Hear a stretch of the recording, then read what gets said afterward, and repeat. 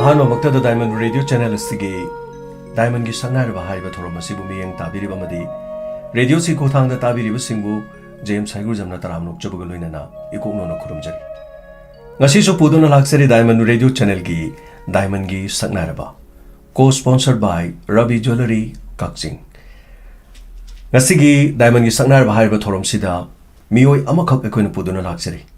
Maming Panjagi Radio Tabiriba Singidamak Manda Leima I could get to the links in the opposite among Diamond Radio Makadi, hiding I later and Hanma the Tagachari. Tagachari Diamond Radio Buying Biriba Madita Biriba Quine Pumnamopo, Hamamukta the Crumsari. Yam noisy, a quick studio links in the opposite Maduga. Young Quizzer Haitara Quinatana Zero Diamond Radio, Amutang La Pinana Hajabada, and the schedule Sumsin Badagi Haitaringa City, Matam Kaitopidana, links in Birapasigi the Mak, hiding I later and Tagachari, Ahanmada, Imaba giving Hanaibu. I will pop Babagi Maming, Psychom Babudon Mate, Aduga, I will pop Biba Imagimamina, Psychom Ombi, Taruni Lema. Aduga, Housik Labiriba, Isagi, Yum Haitareko, Ali, Ipam Nataba, Yum address have you? I quackatelize from like either. Aduga, Ipam Gilam, Simu have you? Ipam Sina, Hairangoitum. Aduga, Housik Yumpan Biriba, husband Ming have you? Salami boy mamite. Aduga isa singing supan biram. Aigi chanupi ahan class ben kare. My maming Marcy Salam Luang. Adegi chanupa class 1 tamme hosi Maria Montessori da animak tamme. Magina Naujinglen Luang Salam. Yam pazi ado ming siso koi maite ge sing ming haitare ko. Yamna aduga ate wahang silak da school gi matang sai tare karamba school digi no schooling se karam karam dei tambire hai primary high school college kari de tambire ai gi oina isagi schooling di amna kaino yamna lingba school da tamagdre aduga college ai graduation jts pal manipur women college ana tatot sijapal adugi college dai graduation loishale manipuri honors da political science da subsidiary oina subject ani sida loishan yangwaje School ki matamda koi fancy dress adegi tonga drama or isai tharaga jagoi sabu ko school daga item jika thokpirak pra adum tumina leba silent oina leba oina tobirak pra kamai to jagoi gumba sagan ba tegi lai harau bagi thokpa adugumba mirak tin ba se kya oirakte aduga high school tami ngai de koi ki teachers day tawbada hingminna si koi gaina lebak ning bai sei oi kai oi tawbase koi group song oina stage da ka ba hanba adumaina sakhi ithanda ga di solo da ga di kem da adumai tholopadi leite Game late, game talkite. My park Pahagadra, Hector was the Mayam Tuna Yagi Haitare, when a Kangjabatasu, Hector the heroine, Manatraga, Gomniba Mima Masatuna, Kankiba singing Manunda, Matali Masodumna, we be given a Hajabatari Duga. Film the Lala Sipan, Haiba, quick film Amakaxida Haitare. Pazakrabo Quigitongan, Mahana, Lila, Makak later, but they film the Lakan Haitare. Film Sidasu remake to one basing Hanagidun Hair League and Hainabagumus Laboko. Although some minor Lala Sipan Gana Lak, but film Sida, film Siging was Amnoiki, Ado film Sigimatang Sida, Isada role, say, Kamina Funky, Kamina Pungi, Masi Matang the Lak, what is Kitanga Libra. Sigi Lal Sipalgi Mamang, the video film Moina Marie, the Ginataru Poboy Kungre. Adu Matung the album, video album Karaga Kumme, and the Ipuga Yamungarke Homenga, Zeako Yaushang Mayasi the Lai. La Pasita Moise Valentines and Agui album Mamale, co star Hung Kuminabama. Adugizi Yang, what I give Mos Habagis in Mate Mayao was album Sida. Adeda I Jekumhala Dipazani, Haibala in and Maintawe. Aduga Ibuga Yamung Arke Homenga Sina, heroine Yang was a Yum Zala Miami or Robzane. The palm de some high, Aduga, Anumisida in a labs, some just hang, some one guy pet pull like under in our Doroga, some sana, a label get with over never. They hear Ubagayare, Macumalazi high, Yamuhomen corner to Mokpane.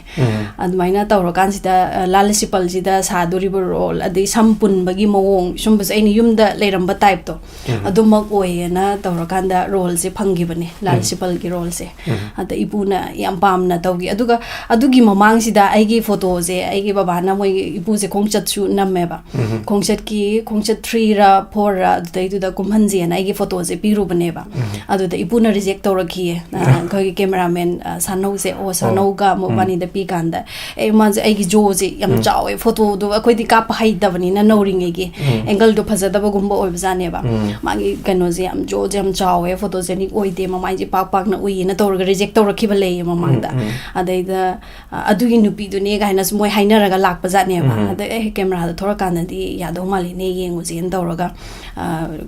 ꯀꯩꯅꯣꯁꯤꯗ ꯂꯥꯜ ꯁꯤꯄꯜꯗꯗꯤ ꯌꯥꯔꯦꯅ ꯃꯣꯏ ꯑꯗꯨꯃꯥꯏꯅ final ꯑꯣꯏꯈꯤꯕꯅꯦ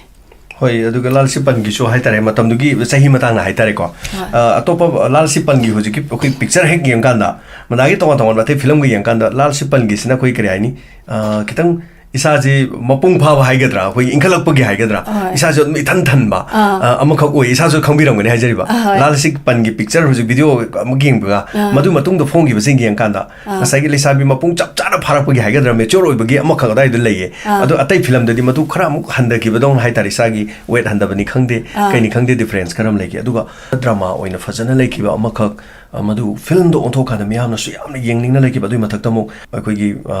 ꯏꯁꯩ ꯑꯃꯁꯨ ꯁꯛꯏ ꯍꯧꯖꯤꯛꯀꯤ ꯀꯩꯅꯣꯁꯤꯗ ꯍꯥꯏꯇꯥꯔꯦ ꯂꯥꯜ ꯁꯤꯄꯟꯗ ꯅꯪꯒꯤ ꯋꯥꯈꯜ ꯈꯟꯕꯗ ꯅꯪꯒꯤ ꯋꯥꯈꯜ ꯈꯟꯕꯗ ꯑꯗꯒꯤ ꯍꯧꯖꯤꯛꯁꯨ ꯑꯗꯨꯝ ꯑꯩꯈꯣꯏ ꯔꯦꯗꯤꯑꯣꯁꯤꯗ ꯃꯌꯥꯝꯅ ꯈꯟꯕꯤꯕ ꯏꯁꯩ ꯑꯃꯈꯛ ꯑꯣꯏꯔꯤꯌꯦ ꯁꯔꯤꯇꯥꯒꯤ ꯒꯥꯁꯃꯤꯔꯒꯤ ꯁꯛꯄ ꯏꯁꯩꯁꯦ ꯑꯗꯨꯒ ꯔꯦꯗꯤꯑꯣꯗꯗꯤ ꯑꯗꯨꯝ ꯆꯟꯅꯔꯤ ꯍꯥꯏꯇꯥꯔꯦ ꯍꯧꯖꯤꯛꯁꯨ ꯏꯁꯩꯁꯦ ꯑꯗꯨꯝ ꯑꯩꯈꯣꯏꯗ ꯈꯟꯕꯤꯕ ꯑꯗꯨꯒ ꯁꯤ ꯅꯠꯇꯕ ꯑꯗꯨꯒꯤ ꯐꯤल्मदुगी मनुंगदा यामना नुंगसिबा हाइगद्रा अखोइगी चेकपल अमगी मरुमदा सुम खरा वा फाउनदना चिठी पिनेदना तोरमदा नसाइगी मनाना सखिबा अमखक लेगे इसागी लिपना सखिबा अमखक हाइतारे अदाइ बतांगदुगी वारिगा लेरदि खितंग शेयर तौबिबा मयामदा ताहनबिबा यारदे अम ताइबियो कइनोदो आंगांग थेमबगी नाउसुमी सैगी मोंगदा सकपदो अदैदा आइसि तान याम चाददना इपुने याम चैगी आंगांग थेमबदा याम थुना तौबम लेबने आइना सुम आइसे खरा मोनजबा तपजबा टाइप ओइन तौवेबा अदैदा तम तम सुम तौबा नंगी तान चाद्रे सुम तौरहनगी अदैदा इसैगा सकपदो याम इकाइगिबदो मतमदुदा तान चाबोय चादबोय तौरगा सकिबने इसैदुसु आइनागा लंबीदा चटपसे मीना तुम सकले लेहाव काइने कौरे लाल सिपल फिल्म जिदै लेहावगी रोलदो लविदना अदा तसेंग बा लेहाव ओइन उगिबदो आइना लंबीदा खोनगा सुम चटपसे सुम नहासिंगनागा दुम कौरे लेहाव काइ चलिनो काइ कौरे हाइपे कयंगमाइ केम हाइदा दुम हल्लाई अदुगा हुजिकी इसैसे पाइरकले तेनवा पाइरकले तेनवा न कनोनेबा अखोइकी मेसेज अमा पीबगुमबनेबा चेपल वांगदा लेरिबा नुपासे सैदा आई थोरए न हाइरिनेबा हुजिकी इसैसिना ताइसे आंगांगसि थेमबा सारा गांदागा सुम आई लेरे नंगसु थोलो हाइबा थोरो हाइनेबा याम सिम्बोलिक ओइबदो अदुमाइना तौगिबने अदु आइना लंबी चपा मतमदजु हुजिकी पाइरकले तेनवासे दुम सकला मीना को अदुगी रिएक्शन दा हाइता अदु याम नुवाइकी याम फजबा अदुगा फिल्म दुगी ओइनासु फजबा मो ओइरे अदुगा सिगी मतुंगदगी मथंग मथंग फिल्म अतैदा सुम खोंगदारपा कांदा इवन बंदागी मफम अमा याम चाउना कले हाइतारे अखोइगी मणिपुरगी फिल्म गे सुम ताइबंगसिदा पोगलकपा अंगांग फावबदा नुपी अनौबा पोगलकपसे मंदा कौबसे फनाम कौगिबको मंदा कौबसे हाइदि मसे दुम चनैको लमदमदुदा सुमाइना सेलिब्रिटी नु ममिंग चलकपा इवन मचा मसुगी ममिंगदा थोनरकपा अदिगी तोंगा तोंगा मणिपुरगी डिजिटल फिल्म द फावरिबा बोनी काइकू सुमाइना दैनिगे लेकांदा मखोइगी ममिंग लौरा थोनबा बोगाम ले सुमाइ तौदना दुम मंदागी सु लेकी अदुगा अखोइना खंजनि बंखक ले एल्बम ओइरो अदिगी फिल्म ओइरो अखोइना फिल्म मंदागी खरा येंगजबा कांदा फिजोल की मतंगदा मयामनासु याम तोइना हंगबो हंगने हाइतारे अखोइगी फुरुपसिगो ओइबा फिजोल Khardah ngaga leiba dongna tauba even arang bai sai di oiraga digital film do phanek selaga adum अखोइगी कनो तो songa haitare ne khoi khungup ka tonga dance ti dum tawdoi phanek selaga tawbasi khara dinu aite ko yengba adu hoi comfortable oi dabdo adu ro namdana isai du phanek selaga dum songa ma imana bi khara ga tawro dum tawi mase e khongkau selaga tawsi ga habda mandana no sidi dum sikhuisi dress te tawsi ga na ga tawbi gi leibra natraga tangai padana मखोइना हाइबगी तौरे साना dress जु योखनिंग बै तौबिरि ब्र मदु करी करी लेबि share तौयो मसे canoe ने आइगे अपामबगी मतुंगिना तौगिबने आइसे यम नौना nga dum yumdaga leiba je phane ka dum selaga lei isagi pamjaba adegi pamjabagi ju mathakta aikoigi natche khoini yokhat kadabani gaina sum khallaga lakpado admaina tawe aduga hujiki phanek selaga dum namdana tawgi habdo leisil degi urok film da shiksha phone pairaga akoigi ching mathak amada tawraga namgi mayamna su yam pamna gi yam thajadana phanek selaga admaina picturization tawrokpado isai dusu yam phajai degi ulla iba visual degi loinamak phajai en haigi adaida ayamba matamda aingonda lakpa role si yarigai aina agi tradition gumba se set namba dum ꯑꯣꯟꯖꯜꯂꯦ ꯍꯥꯏꯇꯥꯔꯦ ꯑꯇꯣꯞꯄ ꯃꯤ ꯑꯃꯅ ꯑꯣꯏꯇꯥꯔꯒꯗꯤ ꯐꯅꯦꯛ ꯁꯦꯠꯂꯣꯏꯗꯕ ꯖꯒꯥꯗ ꯑꯣꯏꯔꯒꯁꯨ ꯑꯩꯅ ꯑꯗꯨꯝ ꯐꯅꯦꯛ ꯁꯦꯠꯂꯒ ꯅꯝꯕ ꯅꯧꯔꯤꯉꯩꯗꯒꯤ ꯑꯗꯨꯝ ꯍꯥꯏꯗꯤ ꯅꯥꯠꯁꯦ ꯌꯣꯛꯈꯠꯀꯦ ꯑꯗꯒꯤ ꯑꯩꯈꯣꯏꯒꯤꯗꯤ ꯐꯣꯂꯣꯋꯔ ꯃꯌꯥꯝ ꯑꯃ ꯂꯩꯗꯅ ꯍꯥꯏꯗꯤ ꯃꯁꯛ ꯅꯥꯏꯕ ꯃꯤ ꯑꯃ ꯑꯣꯏꯔꯛꯄꯅꯤꯅ ꯑꯩꯈꯣꯏꯅ ꯇꯧꯕꯁꯤ ꯃꯤꯅꯁꯨ ꯍꯦꯛ ꯇꯧꯅꯤꯡꯕ ꯑꯐꯕꯗ ꯇꯝꯍꯟꯅꯤꯡꯕ ꯑꯗꯩ ꯃꯣꯏꯁꯨ ꯁꯦꯠꯂꯤꯁꯤꯗꯤꯒ ꯍꯥꯏꯔꯒ ꯑꯗꯨꯝ ꯁꯦꯠꯍꯟꯅꯤꯡꯈꯤꯕꯗꯣ ꯑꯗꯨꯃꯥꯏꯅ ꯇꯧꯋꯦ ꯑꯗꯨꯒ ꯃꯔꯛ ꯑꯃ ꯑꯩꯈꯣꯏꯒꯤ ꯐꯤꯂꯝ ꯗꯤꯖꯤꯇꯦꯜ ꯐꯤꯂꯝꯁꯦ ꯆꯥꯎꯈꯠꯂꯛꯑꯀꯥꯟꯁꯤꯗ ꯃꯔꯛ ꯑꯃ ꯑꯩꯈꯣꯏꯒꯤ ꯑꯗꯨꯒꯤ ꯚꯤꯖꯨꯋꯦꯜ ꯁꯦꯠꯄ ꯊꯤꯡꯉꯦ ꯑꯗꯒꯤ ꯄꯥ ꯑꯆꯧ ꯑꯆꯧꯕ ꯍꯥꯞꯄ ꯊꯤꯡꯉꯦ ꯏꯌꯔꯔꯤꯡ ꯑꯆꯧꯕ ꯁꯤꯕ ꯊꯤꯡꯉꯦ ꯀꯥꯏꯅ ꯇꯧꯈꯤꯌꯦ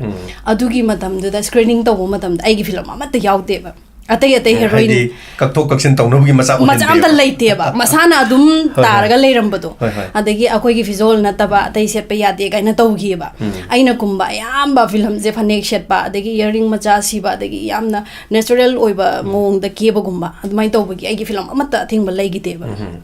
ꯌꯥꯝ ꯅꯨꯡꯉꯥꯏꯖꯩ ꯃꯁꯤꯒꯤ ꯃꯇꯥꯡꯗ ꯈꯪꯖꯕꯁꯨ ꯑꯗꯨꯒ ꯃꯁꯤꯒꯤ ꯈꯔ ꯃꯔꯤ ꯂꯩꯅꯕ ꯍꯥꯏꯇꯥꯔꯦ ꯑꯩꯈꯣꯏ ꯅꯥꯠꯀ ꯑꯣꯏꯕꯁꯦ ꯍꯣꯔꯦꯟ ꯑꯃꯨꯛ ꯃꯈꯥ ꯇꯥꯅ ꯑꯃꯨꯛ ꯂꯥꯛꯆꯈꯤꯒꯦ ꯑꯗꯨꯒ ꯐꯤꯜꯝꯗ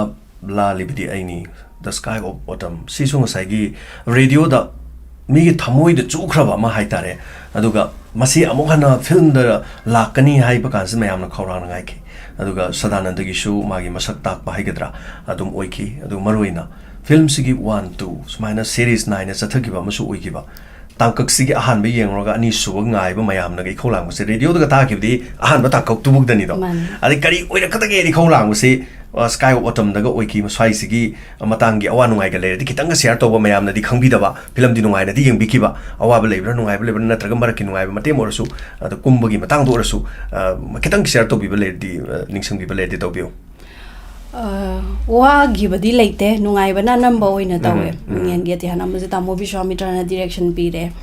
ꯑꯗꯤ ꯃꯥꯒꯤ ꯗꯤꯔꯦꯛꯁꯟꯁꯦ ꯀꯨꯝꯕ ꯌꯥꯝ ꯅꯨꯡꯉꯥꯏ ꯃꯔꯨꯑꯣꯏꯅ ꯗꯕꯤꯡꯗꯁꯨ ꯌꯥꯝ ꯅꯨꯡꯉꯥꯏꯌꯦ ꯗꯕꯤꯡ ꯇꯧꯕ ꯀꯥꯟꯁꯤꯗ ꯃꯥ ꯃꯁꯥꯁꯦ ꯐꯝꯃꯒ ꯃꯣꯏꯗꯤ ꯔꯦꯗꯤꯑꯣꯒꯤ ꯗ꯭ꯔꯃꯥꯒꯤ ꯌꯥꯝꯅ ꯑꯦꯛꯁꯄꯤꯔꯤꯌꯦꯟꯁ ꯂꯩꯔꯕꯅꯤꯅ ꯑꯩꯈꯣꯏꯗ ꯌꯥꯝ ꯇꯥꯛꯄꯤꯌꯦ ꯑꯗꯨꯒ ꯑꯇꯣꯞꯄ ꯃꯤꯒ ꯗꯕꯤꯡ ꯐꯝꯃꯤꯟꯅꯕ ꯃꯇꯝꯗ ꯃꯣꯏꯒ ꯐꯝꯃꯤꯟꯅꯕꯒꯤ ꯈꯦꯠꯅꯕ ꯌꯥꯝ ꯎꯕ ꯐꯪꯉꯦ ꯑꯇꯩꯒꯤ ꯐꯤꯂꯝꯗꯗꯤ ꯑꯁ ꯗꯕꯤꯡ ꯇꯧꯕꯁ ꯇꯜꯂꯦ ꯀꯅꯥꯝꯁꯨ ꯇꯥꯛꯄꯤꯔꯣꯏ ꯀꯥꯏꯅ ꯈꯟꯕ ꯑꯗꯨꯃꯥꯏꯅ ꯌꯥꯎꯈꯤꯌꯦ ꯇꯥꯃꯣ ꯕꯤꯁ꯭ꯋꯥꯃꯤꯇ꯭ꯔꯒꯤꯁꯤ ꯌꯥꯝ ꯅꯨꯡꯉꯥꯏ ꯑꯗ ꯗꯕꯤꯡꯗꯒ ꯑꯩꯈꯣꯏꯗ ꯇꯥꯛꯄꯤꯕ ꯇꯥꯟꯖꯥ ꯑꯃ ꯐꯪꯕ ꯑꯗꯒꯤ ꯗꯥꯁꯇꯥꯟꯗꯒꯤ ꯑꯍꯥꯟꯕ ꯐꯤꯂꯝ ꯑꯣꯏꯌꯦ ꯌꯦꯟꯒꯤ ꯑꯇꯤꯌꯥꯁꯦ ꯑꯗꯩꯗ ꯃꯌꯥꯝꯅ ꯃꯥꯁꯦ ꯁꯣꯟꯒꯗ꯭ꯔꯥ ꯀꯥꯏꯅ ꯑꯩꯈꯣꯏ ꯐꯤꯂꯝꯒꯤ ꯁꯤꯡꯅ ꯑꯗꯨꯝ ꯍꯥꯏꯌꯦ ꯃꯇꯝꯗꯗꯤ ꯑꯩꯁꯦ ꯑꯃꯨꯛ ꯃꯌꯥꯝꯅ ꯁꯛ ꯈꯪꯅꯔꯦ ꯑꯗꯒꯤꯗꯤ ꯀꯦꯃꯦꯔꯥ ꯃꯃꯥꯡꯗꯒ ꯊꯣꯛꯄꯗ ꯀꯤꯗꯕ ꯃꯑꯣꯡ ꯑꯗꯥꯏ ꯁ꯭ꯇꯦꯖꯗꯣ ꯌꯧꯔꯦꯕ ꯑꯗ ꯀꯤꯒꯗ꯭ꯔꯥꯅ ꯈꯜꯂꯒ ꯃꯥꯁꯨ ꯌꯥꯝ ꯐꯖꯅ ꯇꯧꯋꯦ ꯑꯗ ꯏꯕꯥꯅꯤ ꯀꯨꯝꯃꯤꯟꯅꯕꯗ ꯈ꯭ꯋꯥꯏꯗꯒꯤ ꯅꯨꯡꯉꯥꯏꯕꯁꯦ ꯗꯥꯏꯂꯣഗ്ꯁꯦ ꯌꯥꯝ ꯐꯥꯒꯟꯕ ꯃꯥꯁꯦ ꯑꯩꯁꯨ ꯌꯥꯝ ꯐꯥꯒꯜꯂꯦꯕ ꯗꯥꯏꯂꯣഗ് ꯕꯦꯔꯪ ꯄꯥꯔꯛꯄꯁꯦ ꯗꯥ ꯂꯥꯎꯅ ꯑꯗꯨꯝ ꯍꯥꯏꯕ ꯉꯝꯕꯗꯣ ꯃꯥꯁꯨ ꯇꯧꯋꯦ ꯑꯩꯁꯨ ꯇꯧꯋꯦꯕ ꯑꯗꯨꯅ ꯐꯤꯂꯝꯁꯤꯗ ꯑꯦꯛ ꯇꯧꯃꯤꯟꯅꯔꯛꯄ ꯃꯇꯝꯗ ꯇꯁꯦꯡꯅ ꯊꯣꯛꯄ ꯃꯥꯟꯕ ꯏꯕꯥꯅꯤꯒꯤ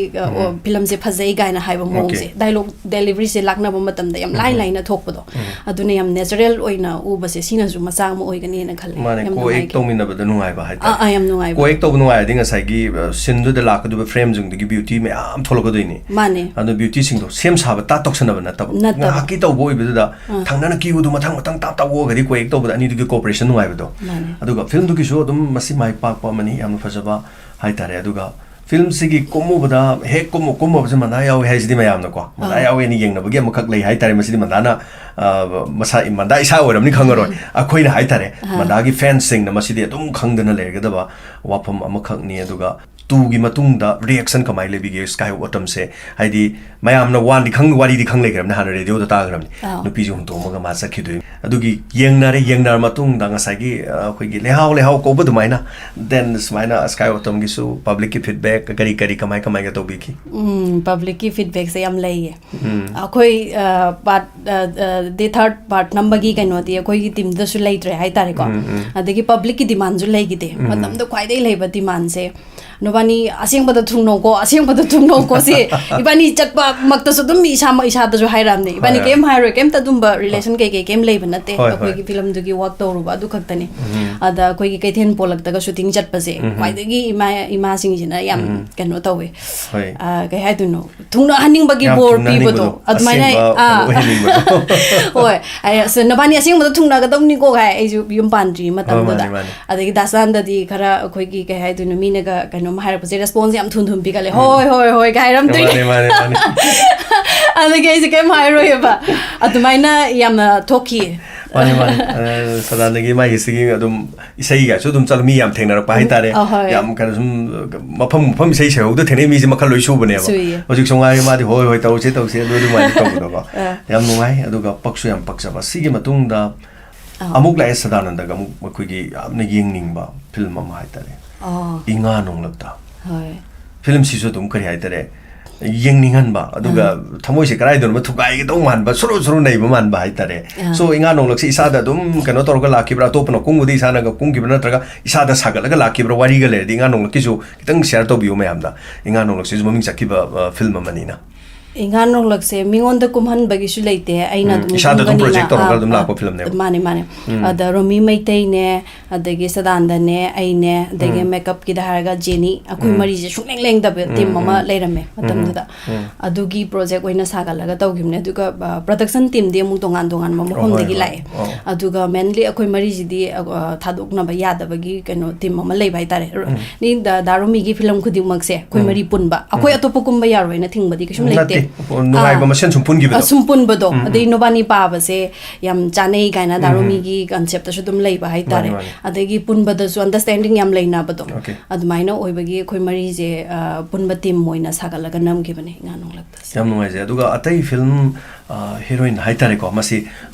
india gi oina prithvi gi oina loin chane heroine magi khonjel da dab toroga film sit mi na dab toroga khonjel phajabam ne acting phajabam na sai jo habigre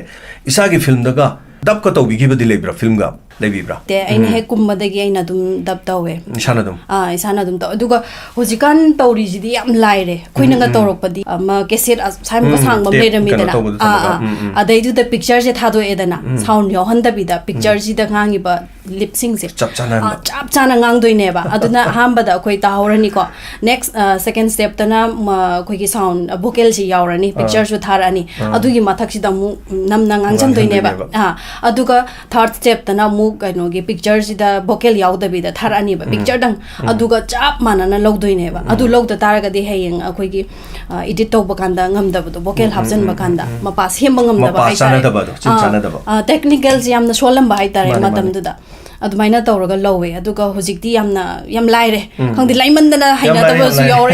yaure dine wa manganga askatology yare horen samge ga haigumba ada koina ga lorok badadi shor hon bagi adagi kainum tin yor pagi bobo yauraga lore hai tar picture du diyeng mani ne ma sima tang ji da ai tin yor khimne du dai tin yor pe hapke sor sound hon do khivne on do ke ga anirak nam ga chawana re anirak nam ga manai ne manari ne adi mafam du sagri emotion ning bagi hairasu right dubbing da su kapning wai chamana sagalaga hai tare chamana na tawi phim chamana na tawe aduga dubbing da adumaina tawgi khudong jabasina akoi gi visual loba kan da di pakhat poi chukot poi vocal ga se kitang handa gi ba yawi dana dubbing da moment khat pe yae ba adumaina men khalaga lobu su yawe aduga hojikti yam laire hai tare yam laire technology chokholak pani content do lorga ma pa cha do thang khani dor ma pa ga chana halaga thuan ge taphan ge kan bo hain ge so na hain ge lekhat ke bo harsu everything lo yare hojik aduga aigi mahut sinbadi yaugi aina mapanda chatpagumba adagi haksang gi pibam nungai tabagumba de release ti tawdaba yadabagumba adum madangda inga nonglakta mai chero sibinana tawgi dabeng adagi lanpam dei beni aina aruba part tawramakanda kaino gari khara khatang laigadaba jaga khara kaino atopa mi mana dabing tawgi aise matamduda mapanda chatkadabagi ticket ka aga laiba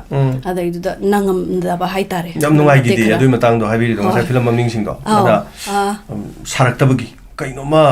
haite habana taba mi tawre do ai oina urak tabado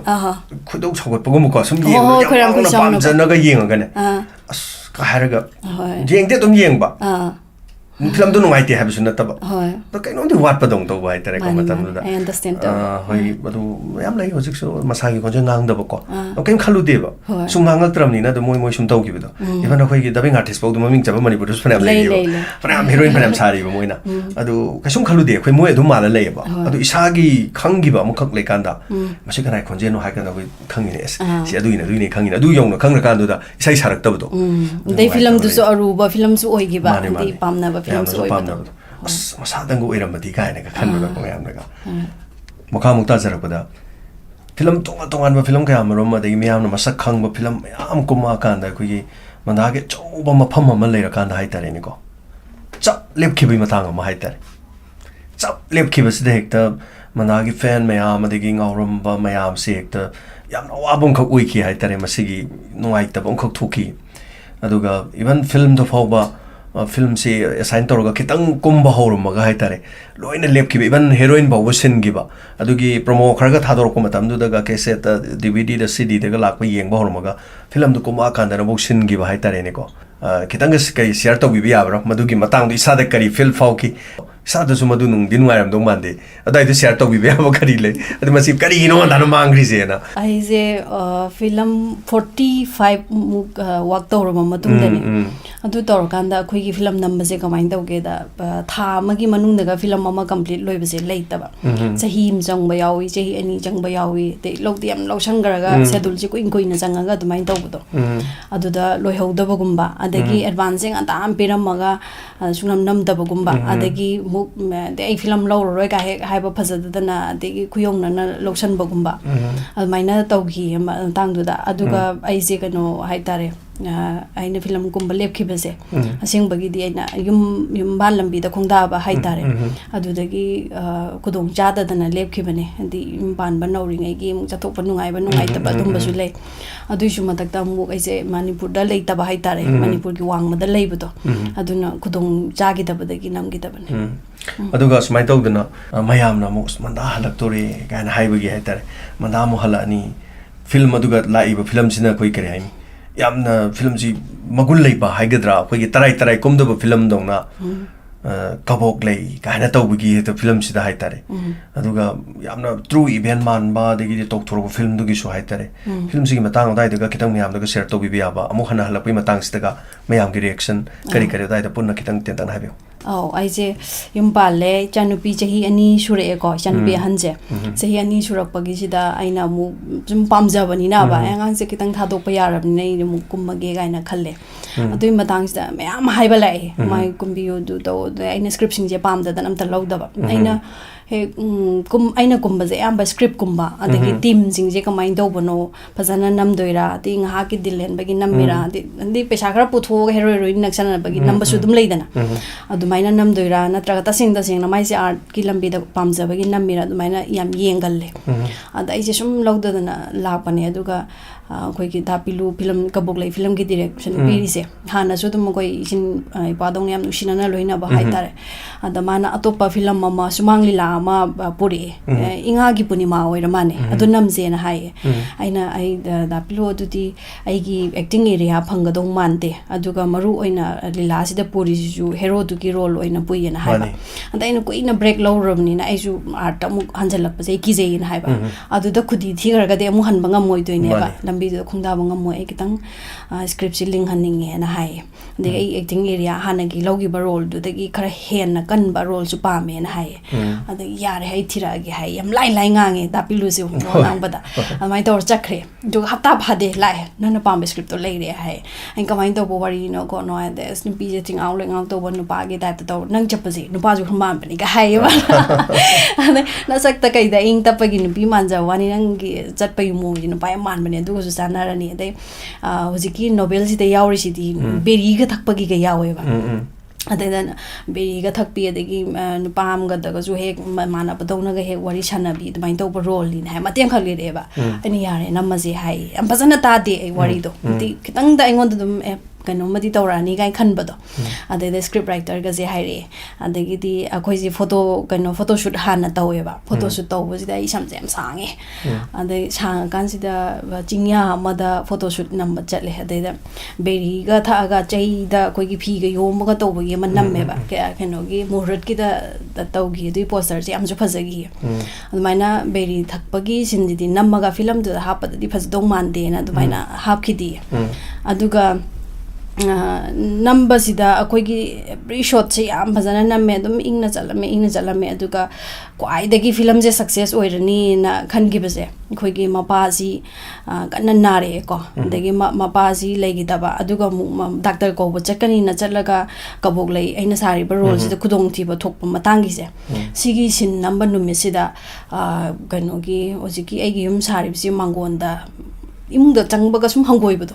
admaina tawbai sin nambasida du namamda yam luring sida icha nupi je inau nupi chandaga tumine ahing pung baro khara heleba du sin nambase adaida babana phone tawre kaino ngang yam kappe nang halakiroidra na haiba ana baba yare ai kaino sin yam maru maname kon chanara ji hai aduga thade ba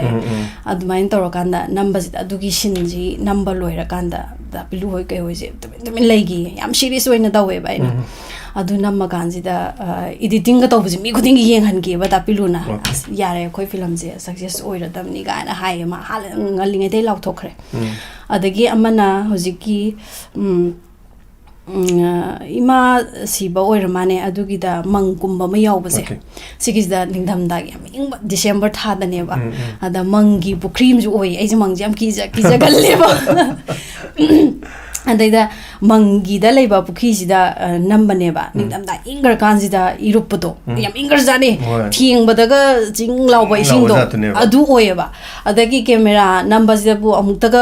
okay tha ba su ke yaude dana umlok marik jan jan nambade dagi lambi daga yeng balak pa mising angang do sirari ne gai lawram me kanano kaino di khangda ba pukhi du gi wang ma dagi de ningdam da gi ingar kan do ising de lupe du dsp bam tar mo dum khangbodo shooting tawri ne di light ka kai myam ubudu da adagi kamai tawsige w nangi aide ayamba isana loi tawe hai tare film gi dadi taseng bo malhan ga dabni gaina khanbado adaina yani dum tawge haraga namgi admaina yam nuai je aduga amuk halak pada madugi film du lor matung da hai tare myam gi feedback si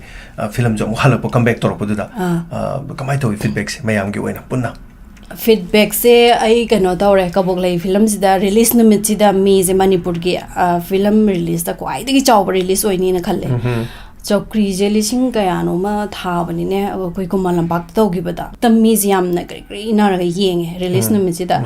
yam phajana dum hairame hai tare di hojik shu phajari mathang ko film yam phajai acting yam bhajan taw gi dum haire dagi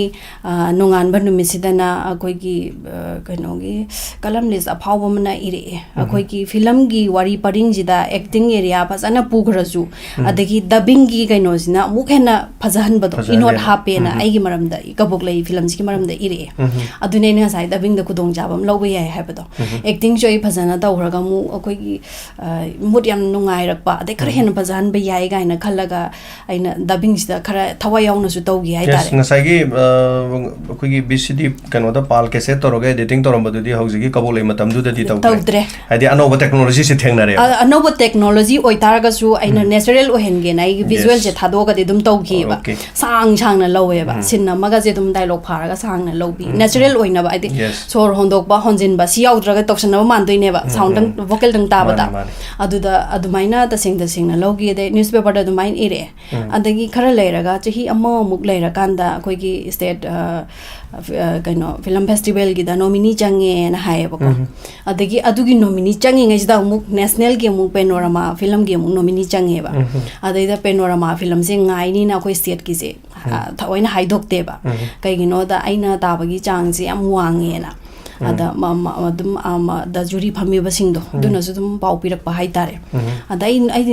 taba da bai de khande as nomini change yare ai artist mo oi be me he yale kaina chautuk jaba nungai jaba do admaina phawe tadi tarakidre aduga nomini changanga koi gi subtitle gumba bengali nupi mata gi ada kai no khara soi na hai adu de kaino yam kena badi natte do bengali nupi tu na tagre na aina ai di national gi level da changai do yam na mai pa nominee ai se khanbaga chamane dai da mark amani hendo hinjin gi wane ba mane khalakpa du di dum khankhatlabane ai tare mane project umpire di first second third si di khanma masana ta bane ba adai du da national gi oina khangalak pai jai di achobu mai pa bane na khalle ba adagi mu state ki da di mu best actress award phangi hojiki kabuklei film sida aduna dum mai pa e naina khangi hai tare kabuklei film sigi oina aduga mathang gi project da mayam haira ga soina gumbangam gidre janu pi je yani shure de mai like tambagi kai gi andagi imphal daga leitabaga mapan jatok jasin tawbudo ada kudong jade na adum lokidaba yungi ipam lungi ichiniraw sikya isinaw mapan boe nupa taruk nupi ohum Saji kya suba no? Aina mga suba, nupidana ahan. Nupidana ahan ne. Adi makha hojik hana koigi sakmana ba chanda hoi kari hoi film yawram ba kholam to bu mui kitanga biram share to biram. inanupi tombise madi art khara pame pamaga jo imagi health condition je kra weak oiba aduna mapan thok pangam de hai tare degi chandadi masagi pamjate kaya ada aina ga kummi ngai du daga sum darumi oina nungsiba dagi matem yauji nangju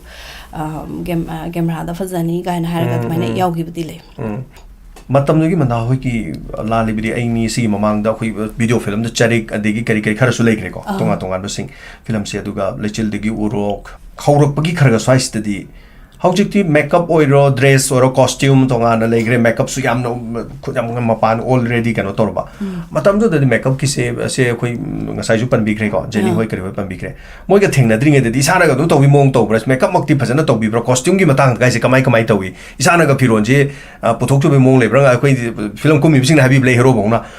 khoi paisa bong ni thino ani cellulite ko maga phang da digi put it phoba lekai gi mana digi nungdang wai ra ngasi sura ga hing des ti ta ga hayengi isai gi sequence the fruit of a low namely dress a hong nom nena to wari lay. Matagi di Kamina, costumes in the moon, errands to Bibra, Lekai, the why we see and the why we yauki, carry Sierto, a single reality from the Gallery, Sierto. Oh,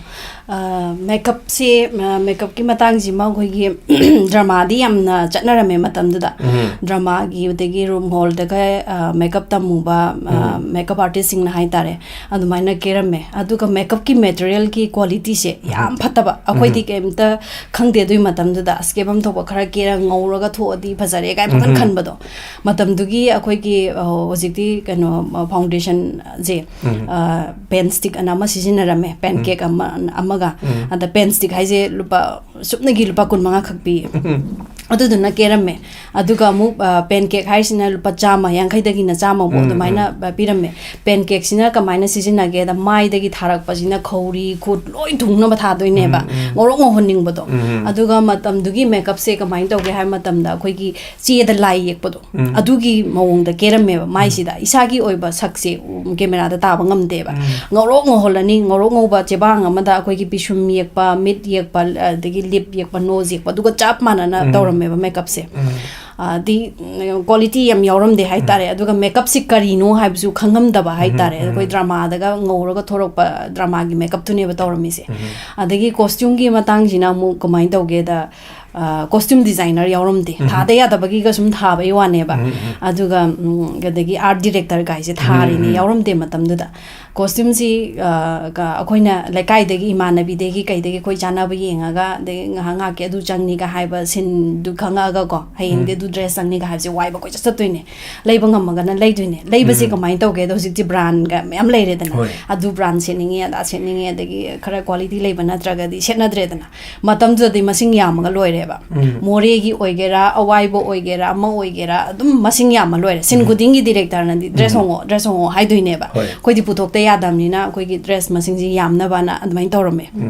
yam warame haitare adagi amuk hairstylist leiramte samjina mai je phajana kerani adagi hojigi ngai gi pa kun manga people pa jam pi usina kerani pisung ko gi ani aduga makeup loiren thadorni samjina koin thok pa ma ka bo hala thok toine ba hairstylist leiramte adagi ati art to the yam lumna lorome haitare ke batu suka hena khalu deba adumaina tawraga tawge duga hujikti yam jawkhatle foundation ga se masagi puraga ide du brand du natradi teiroi kana haiba adagi makeup sikarino hadi akoina chumna sum hoji u matam da makeup tawi sungang khangda bongong da ke ba haire ba yam haire moi ki youtube da kai da su moi yeng ba jane adagi moi mapan da ga tamu su mayam leire dana adagi makeup ki quality leirakpa adagi hair stylist tongana leiba costume designer tongana leire awabam da pidre hojiki artist sing da koina kum masu dum nungai re haitare isagi hen bakara ai season age kain tawraga puba adagi khongu kumba adagi rich watch kumba sumbadi koina du maintain tawe ba aduga ayamba costume gi kai gi di moi masa masa gi designer leirabanina yam nungai re haitare yam chokhat le haitare even the dress ka ju hojiki moina dum silanga ga loina sille ano ba simala e P sima lising contrapi ba P ni simi indoi ga moina ga YB da ai de ama bo arrange loi to bi re hai tare adigi mokoi gi oiba design mokoi na ga sajaba mokoi na ga puthok sabu su leire project ti tonga tonga se on ba kya marum lai aduga matam du da haitana tawjaraga su ma taraga su first show second show third show imung manung family chalaga loi yeng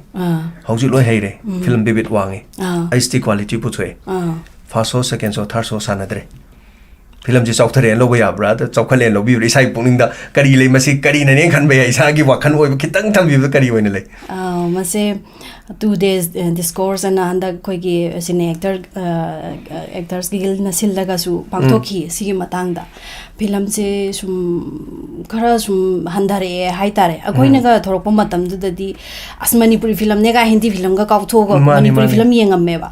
adagi silver jubilee golden jubilee ga 50 days 100 days ka se na show omla ka pada du maina ga ka me ingen gi atia ji ju adu maina golden jubilee bhangi 100 days ka pa gi kana da usha holda admaina ga tawgi aduga hojikshina holda mi se tara phana yengde hai show amada aduga hol gi kaino jisu khoi gi mawong se semjan bi daba adagi khara lu nan ba jaga su koi daba adagi mu kaino se khoi gi cinema hall da ticket ki rate se yam ne me ba film yeng ba jimak ta potha ba jali ni dana film tu yeng da ya de ha ba ka su leite ba e ko ni yeng su yai khang dok pa yai ba ada no mai jing gi akoi family punna jamina ning ba entertain oi ba ya ba jaga oi daba inox pbr ga taw ba ji di lupa lishing ani bo ka aga dum yeng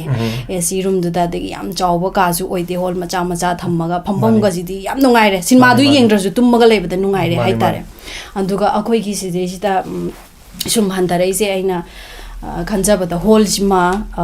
yamna matik chadre hai tare adagi mu akoi gi ticket ki rate su yamna neme ada aina ai gi mot sum phongdok chaning bata ko adagi film gi quality se akoi gi inox da pbr da lupa lishing ama kak pasida koi yam drabada lupa chahum loba yaba gi quality de puthok hanning ba hai tare film se ada family nungai ba chapai je pagam da chala su dum paisa khara di hundo idana adumaina film si da ju pung ani hum family chalaga su yengmina ba yaba akoi di manipuri film da yamna family yang mina bangak ta nammi quality kak ta music le rei se adai da pung ani hum phamba da waroi da ba imung manung nungai na le mina ba yaba mafam ju oi ba hall se ani mak se katang semtok semjin charaga hai tare ko aduga ticket rate se chahum gumba oi hella kanda masima kitang akoi da film je chakholak na bai mateng oi gadra na khalle adagi amana mu shooting spot se yam waba ai samak su nang film buthok tri gai gino na yam hangi ai interview da jo hangi de khangna jana plan jo hangi ai nai film buthok padi da le direction gumba pining badi le adu ai hojik ai matik chadri direction pi ba ji di adi overall haitaba ya deba aduna ai director mo oi bagi matik chare hai bu ai khande oi ningde aduga taseng ba ai gi nungi oi ba wakhalon di akoina shooting film ama puthok matamda phajaba yum athiba yum adagi jaga khara di changni dana maruoina yum gi spot se akhoi gi film city leitabani na adagi chahi amagi ga contract launa ba yaba leite dana aduna khangna jana ba yum da changa namu doine ba adagi noi gi yum sida akhoi nam gi ha nong ma da su loi roi doine film number se adagi ayuk ta gi lakpa duna nung dang bok nation ne hing nongai bon le nation ne adagi akhoi team moina mi 35 daina kun ba chatlani adagi mi gi lu nana leiba imung do maintain do bi ba su yarokani tau do ba su yarokani adu du gi kai no nungai gi tab sai di film ni puyang kai kum amni na yumbu du na khan gi bu da ngon da uzaba hai tare mi mung nai lei turim nai bodo adugi yamna nungai tabase hojikti hamba manipuri film thorok matam da nambiu na kora me ba khoi yumje amde kitang ga phajai gan khanjaba yumbu sina khoi yum da namurau ga na masana korok pusi yauram me ba hojikti film number lakani khanba da sugat na budu mani ma adugi kaino su yam wange ba aina sum uzaba ni ko masina ju yamna achaw maram mama oini na khalle adagi amuk akhoi ki kai hai duno ozaguru masak khangak taba haigadra sugumba gi kaino sima kitang oi habadi akhoi gi matam da theater ga kitang nakna rame hojiksina theater ji pura lab khare ma artist sing je moi bu handana khanbagi dina te yam hai ko khoi de yam hena hai moina adi kitang tawbo daga adi yamna advance oi re hai tare moi yam hai raga su akhoi gi thakshi khasi kitang nemna oi koina damo biswamitra hoiga loina base matamduda smaina tawre camera laiba katkani shooting hodore hairati ko dai director khurungani dagi laman mayam khuramni dagi akoina shooting tawba jimaktabu film na mega haidi mayam yengbala idana mayam ni yengbada akoi gi character se lan ugidana ba adi matamduda film ku mini ga handana yengna bai mamim sudum leiramidana adu hero heroine phamina ba yada ba dagi heroine je jaga amda section na thambi ba adu maina ga tawramme ba aduna hojiki matamduda dugi kaino su chang su neme adi kana leiri ke dori ga hangda as ai heroine ga haina chong thoga dum tawba adum baga su khara masina mayamna nung siroi do bugi maram mama hoi hoi yengning di he kana akhoi gi manipur ji yam pik panina kana na karino kaino haibse dum khangba ngamme ba ko adai da ma kaino asina heroine aphabi sari se asengba character de aduni dani ga har ga yengning da bugumba asigi kaino ji su yam lei bane ba adi thadi thajara moi ko ain hai ba lei ba se adagi shooting spot to the mi tara ugi ba matam da tara duna sandok pa da kya mi amane me ai ki gala shooting na minen to hobani ahing no ngai bo du to ni mama su yorok ti ma pa su yorok te character dum loire adu adi artist mang thok pagum bane ba sigum ba je kitang injection hanning ba ade sina yengak ta bagi maram ju khradi kitang point yam da ba ko khradi leigani na khalle chama sumusdegi adagi yam cheap oina uhan bagum ba ade adu heroine do masang bo udri yengninge ka hai cinema the value is one ka doine ba ai the heroine ga ma pham amada zum he amada mung chat adagi hojik ti photo thaga laga pangphau to phau su yare dana adi ai heroine ga ai je khara ke sal laga YouTube ta Facebook ta mayam thaga laga dum heroine hita chinghan ba su yae ba adagi album ama putho ju heroine dum oire dana ada kitang value le hanning ba sum dum nana akoi sit nana su ting thoka khanghan da ba hai ta hoi se akoi na di yam duni ne dani ga sum lebido ado akoi na mayam de khara tonga la bane ado makoi lifestyle se kitang hongdok ta ai film ko mi ai hero ne ai bender phamle de ai film kana yeng deino apa ba thabam da mang chong thokpa lekai ya wana de hexora ya ba enuksi ne du toy lekai ya wana da tumin hele bisu phate ai ja adu ga hekle ba social loi ba sigum ba khar changi adu ga hol gi sunga sai cinema du yeng der pesa ji amna phangdram ne hol kangu ji ware amarom da kharadi kari no kai no yamna natrasu khoi gi thobal gi oina ma Impal gi oina ma Kakching gi oina ma ko da Bishanpur gi ma Moirang Long gi ma khara ma pham ki koi leiba sidaida AC ga oiba adagi shopping mall ga chu plus to gari park ning thina to bom leiba then khara amna film du yeng wala ga su khara ma dai du su loirega family pun samina ba ya ba restaurant gumba pun ba koi gi pana ma singi ang sana ba cha ba adi swimming pool ko tonga makhal mi ma palam de leiba adu gadi film to not only film so simaki advantage mala ka dang sai gi khara family pun nungai min ba ya ba potha min ba ya ba mala ga di masi su mathok ta bra na khale du ga 100 ki golden gi function tar ho ja no botol ko sing sira 100 one week yeng with the war one week yeng with the war ba adu ga pakang lai sabi su yeng da bai mo do tori ho ji pakang lai sabi ju phone thol ko de ga no holom do no loi le adu masi ge won ba da pungning gi ba kitang thambi ba khangjaning ba ma ga Maitai Chanugi Haitare ko. Masi Matang da Yam Chow no diet, Amokotobi, and do Masi Matanga, Kugi radio Sitabi riving, and the young baby YouTube thing, believing the Somo from the Getting Sertobio. Oh. Me te chanu se aina han han bhamoi 2016 da tawbagi si da sponsor tawbiyo na ainda lakpani ada lakpasi da aina su yam na pamjaba mo oikiba moigi koi gi na lining dagi koi gi tradition mayam na ji kauna ba se koi youth sing ji da takpi badu dagi yumbal lon ga se amat da niti niyom loi kai re tan hojik ti yumbal lon adagi koi gi culture dagi thaksi khasi ahan lamanda karamba wangang sanga ngangani karamba lichat kani shumba se tambiba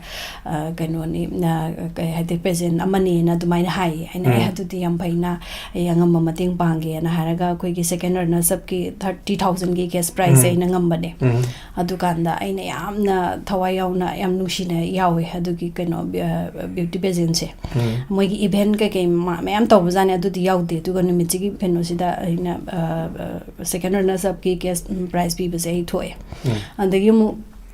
2017 da zo mung lai nei handak su ngam biduira mai tau duino na andagi aina handak su ngam ge na haraga kano meditation nu gi title phangdui bisida 1 lakh ki cash prize ama pi aina adi aina seja hainingi sina ai pesa yam paire sumba pe kano da yam utli adugumba kem natte ai gi nungi oi bo wakalon di akoi gi icha issue akoina tale balan thum adagi phajabe yum sarami basi icha issue gi hayeng wai charon suron bo nungai na le hongna bani dana ada akoina icha issue gi tungsan ba lan singi manungda akoi gi culture akoi gi tradition kan basisu akoi gi furup amagi yamna tang ba lan ne na gi wakalon da logja ba hai tare aduna akoina sigi lan ji hujikal hoda taraga di mangi matam da muk nong na leigi haba matam da phangaroi da bani aduduna aina aigi leijariba katang aina ngamja ba kharadang ka thoga icha issue gi dagi aigi furup ki kai gumba kharadi tawrami haibadu aigi wakalon da pamja ba hai tare adu utpagi oina tawgi bane aduga muk 2018 jida moi kano ꯑꯩꯈꯣꯏꯒꯤ ꯃꯤꯇꯩ ꯆꯅꯨꯒꯤ ꯂꯥꯏꯅꯤꯡꯊꯧ ꯁꯅꯥꯃꯍꯤ ꯁꯅꯥꯕꯨꯡꯒꯤ ꯏꯆꯤꯟ ꯏꯄꯥꯁꯤꯡꯁꯦ ꯂꯥꯛꯑꯦ ꯑꯗꯨꯒ ꯏꯆꯟꯅ ꯆꯍꯤ 2ꯗ ꯁꯨꯃꯥꯏꯅꯁꯨ ꯁꯔꯨꯛ ꯌꯥꯕꯤꯈ꯭ꯔꯦ ꯑꯗꯨꯒ ꯍꯧꯖꯤꯛꯇꯤ ꯀꯩꯅꯣ ꯇꯧꯔꯣ ꯑꯩꯈꯣꯏꯒꯤ ꯃꯩꯇꯩ ꯅꯨꯄꯤꯒꯤ ꯑꯣꯏꯕ ꯅꯤꯇꯤ ꯅꯤꯌꯣꯝꯁꯦ ꯏꯆꯟꯗꯒꯤ ꯎꯕꯁꯨ ꯈꯔ ꯐꯪꯉꯤ ꯑꯗꯨꯅ